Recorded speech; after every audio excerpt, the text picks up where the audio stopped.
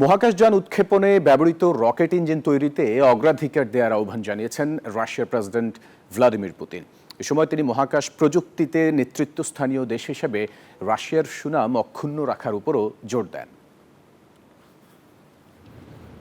চীন সফর শেষ করেই 5 সেপ্টেম্বর শুক্রবার রাশিয়ার দূরপ্রাচ্য শহর ভ্লাদিভস্তক ও পরিদর্শনে যান রুশ প্রেসিডেন্ট ভ্লাদিমির পুতিন। এরপর দক্ষিণ রাশিয়ার সামারা শহরে গিয়ে শিল্প বিশেষজ্ঞদের সঙ্গে দেখা করেন এবং কুজনেতসভ ডিজাইন ব্যুরোর উড়োজাহাজ ইঞ্জিন উৎপাদন কারখানা পরিদর্শন করেন। এদিন রুশ প্রেসিডেন্ট মহাকাশযান উৎক্ষেপণে ব্যবহৃত রকেটের ইঞ্জিন তৈরি করতে এ খাতের নেতাদের প্রতি আহ্বান জানিয়েছেন। পাশাপাশি মহাকাশ প্রযুক্তিতে নেতৃস্থানীয় দেশ হিসেবে রাশিয়ার সুনাম অক্ষুণ্ণ রাখতে বলেছেন।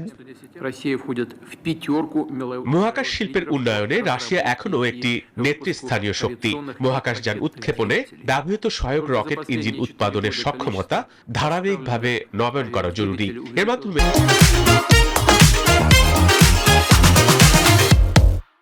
নিজেদের প্রয়োজন মেটানোর পাশাপাশি বিশ্ববাজারে সক্রিয় প্রতিযোগিতা করতে হবে।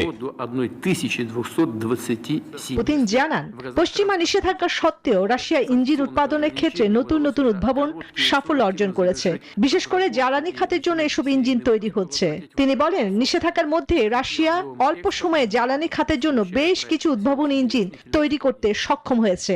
এগুলো গ্যাস পরিবহন, অবকাঠামো সহ বিভিন্ন ক্ষেত্রে সক্রিয়ভাবে ব্যবহৃত হচ্ছে। এছাড়া তিনি PD-26 উড়োজাহাজ ইঞ্জিনের আধুনিকায়নের কথা উল্লেখ করেন। এটি সামরিক পরিবহন, বিমান ও নতুন প্রজন্মের বৃহৎ যাত্রীবাহী উড়োজাহাজ তৈরির সুযোগ সৃষ্টি করবে। পুতিনের দাবি, রাশিয়া মহাকাশ প্রযুক্তিতে তার অগ্রণী অবস্থান ধরে রাখবে। চন্দ্রনী চন্দ্রা, নিউজ 24।